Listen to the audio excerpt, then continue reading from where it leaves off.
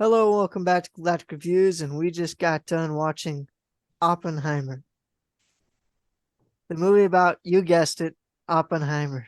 They really just went all out with the title. This thing bombed into the office side box office, I think maybe a couple of weeks ago, and Yeah, two been 2 weeks. relatively good for an R-rated movie, I think, as far as that's gone. Done by Christopher Nolan. So with most Christopher Nolan movies, its cinematography is has always been wonderfully done. As far as acting wise, I think everything was done with relative poise, I guess. I thought it was done okay. I thought every actor did a good job with what they were given. So yeah, I'd give this movie an 8 out of 10. It was good. It was good. I don't know if I'm ever gonna go see it again though.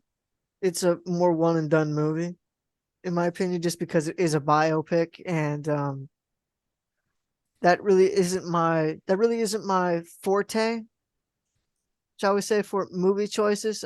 There's way more other movies I would choose over this, but it's definitely a good one to watch at least once.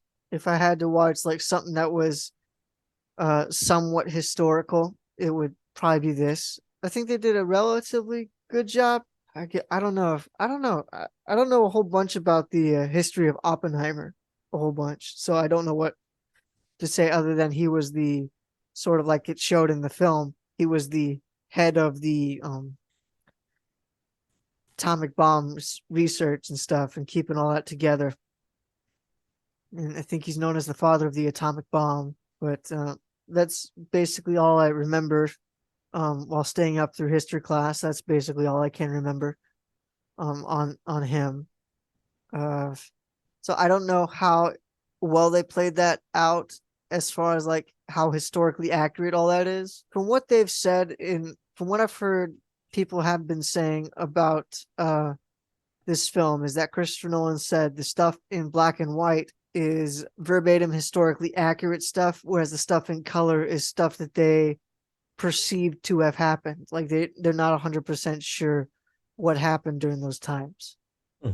So that's about and granted you wouldn't know that unless you had either heard it from somebody who had watched said interview with Christopher Nolan, or you watched the said interview with Christopher Nolan where he does explain that. So I will say that's an interesting notion, but can be seen as a why the frick was that done in the movie if you have no idea.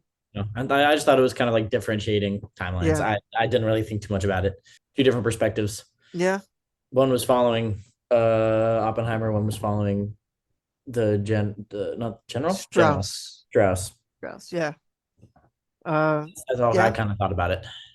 I mean, yeah, you can take it that way. I mean, it's kind of both. It's kind of that way as well. Just one's through the eyes of like historical factoid, and then the other one's through the eyes of what Christopher Nolan perceives this to be, as far as like in making a cinematic um film about this guy's life. Yeah. I do think the beginning kind of drags a little bit, but it does pick up as soon as it starts going into the whole military recruitment and everything. So 8 out of 10. Got nothing else more to add yet. So interested to hear what you have to say about this. Yeah. I also give it an 8 out of 10. It was cinematographically, it was kind of top tier movie as just far as what's put on the screen. I probably will go see it again because I saw it in like standard theater and I want to see it in IMAX, where they turn the volume to max and how it's kind of meant to be. I want to take some time to do that. I don't know how it would be in IMAX because I saw it in standard and I thought it was relatively well. From what I've heard in IMAX, is that it's very hard to hear the people's dialogue in like the scenes where they're kind of needed. And I know Hmm. that's kind of like a Christopher Nolan um, problem. So it might be worse off in IMAX, but I have no idea. I mean, that's So what it's made for, and that's yeah, what I see it as. That's what I'm going to try to see it as. May hopefully, no promises. The cast was incredible. There were so many actors in this movie, yeah. When I just so many actors. yeah And some of them were only in there for like one or two scenes. And you're just like, yeah hey, That And guy. it wasn't just like small actors, small time actors either. These were like names that you like definitely seen before in Blockbuster or films that have been promoted by bigger studios. Like the guy who played Han Solo in the Solo film is in this, and I think he did a better job in this than he did in Solo by far. Robert Downey Jr. is in this, and it's a more so a if you don't notice it, if you don't know it, you probably might miss it because he looks like a younger uh Jeremy Irons kind of looking person without the stash and the goatee. So at least that's who I thought he looked like. But I thought he just looked like Robert Downey Jr. I don't know who Jeremy Irons is, so yeah. I thought the acting was really good, especially since a lot of these actors aren't like they had accents that were not their real accent. So good on them. Story wise, I mean, we all get the entire story is pulled from a book called American Prometheus, which is the I don't know if it's an autobiography. I don't know what category the book is, but it's the entire story of Oppenheimer and the Manhattan Project. And it's a pretty big book yeah, as far as popularity goes. Maybe I'll give it a read one year, some time in the distant future. Yeah, star-studded cast, very long cinematography. The shots were beautiful. I I loved thought how the this didn't have any CGI. It was really cool to kind of think about how they would have done that. yeah. I think the IMAX, as far as when you say you want to go see it in IMAX, I think the IMAX is going to be great for that the Trinity testing bomb scene. I think that's going to be where it really shines Yeah. cinematography wise. But hmm I thought it was cool. Solid 8 out of 10. I will never not be in love with Florence Pugh. Everybody loves somebody sometime. There's just not, I guess, a lot to say because this movie doesn't give us a story we don't already know. That's yeah, in the history books, and if it's not in the history books, you can do a little deeper dive and get the whole story. For some people, it's a refresher on what happened. For other people, it's a history lesson. I really liked it. I I can't say much else. It wasn't. It, I got exactly what I thought I was going to get out of this movie. A very beautifully shot movie. yeah. One of the problems I did have that like especially I went to go see this with my dad, who's a history junkie, as you know. Mm-hmm. And he was saying like some of the stuff was definitely like taken into like what would you call it? Take it with a grain of salt. Yeah, like it wasn't exactly it didn't exactly happen that way.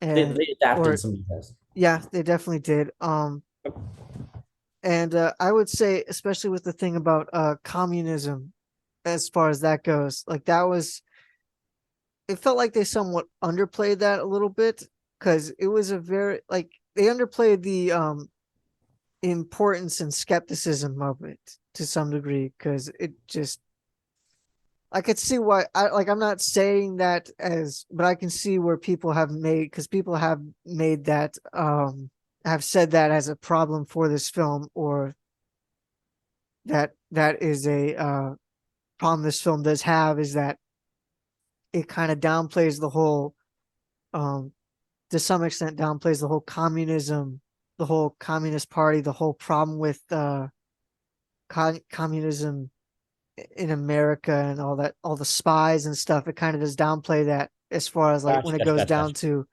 the Oppenheimer sort of situation. So with them possibly being compromised and everything, and it kind of does downplay the importance of that. But I think they were doing that more so to show that it being a hoax more so than it being. I think that kind of more so than it not being like important, and I think that kind of they didn't. I don't think they found the right balance with that, but I think that would be my only main critique. That would probably be one of my few critiques on this film.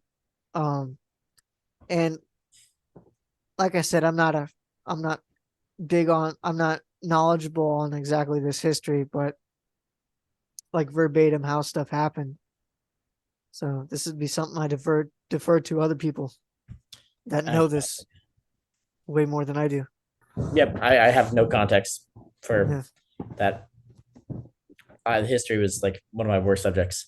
Like I know enough about it to like know that Oppenheimer created the help like in the creation of the Manhattan Project and the atomic bomb, but I don't know like enough of like, yeah, this person talked to this person and this such and such happened. He was part of this party and then he decided not to be part of that party, but he was associated with that party.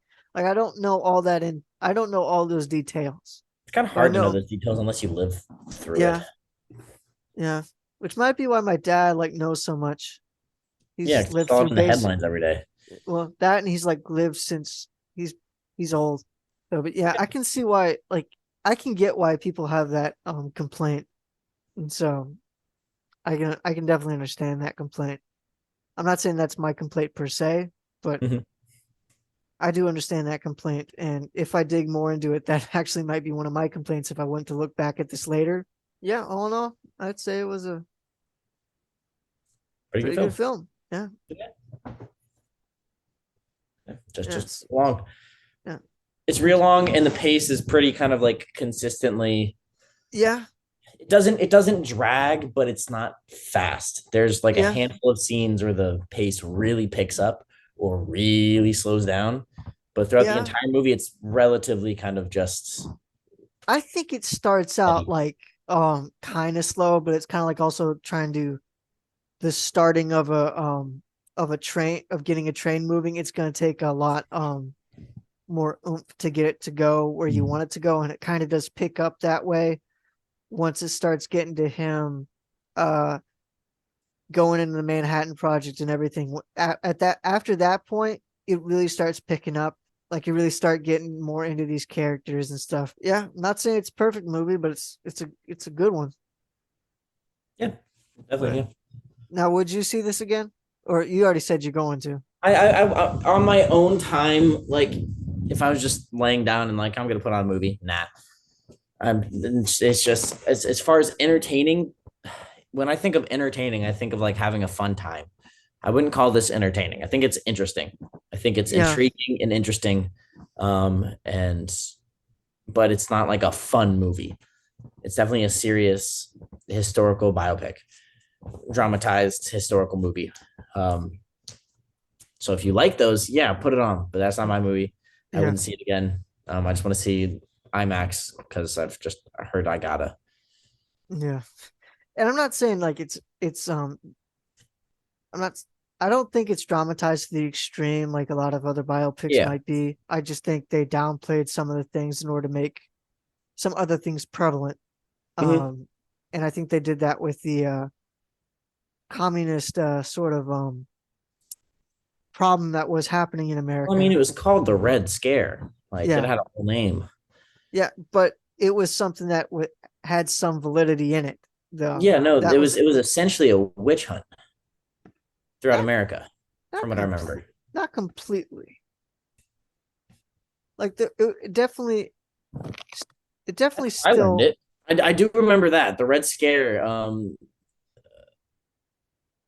Is a form of right wing propaganda in which there's a widespread promotion of fear and panic towards the potential rise of communism and other leftist ideologies during it the wasn't Cold War. well, I mean, that's not necessarily let's see. I don't think that was necessarily see now I don't know.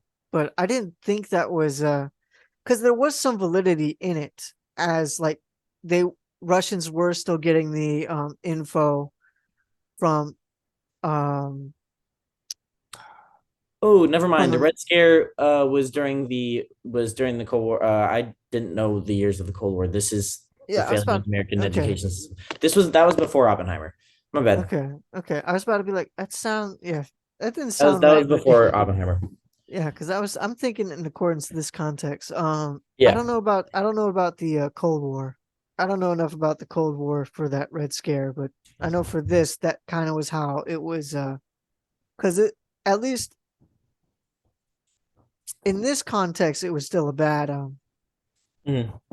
it was very much a problem, and I think it still was a problem, just probably not as prevalent, but it was still a problem to some degree, if I'm not mistaken, in the later war with Russia. I think that wraps it. So Yeah. Um, If not, next we're in one, trouble. So yeah, next one we're gonna I think we're gonna do Teenage Mutant Ninja Turtles movie, the new one that just came out. That'll be the next pick. So join us next time. We can watch that one.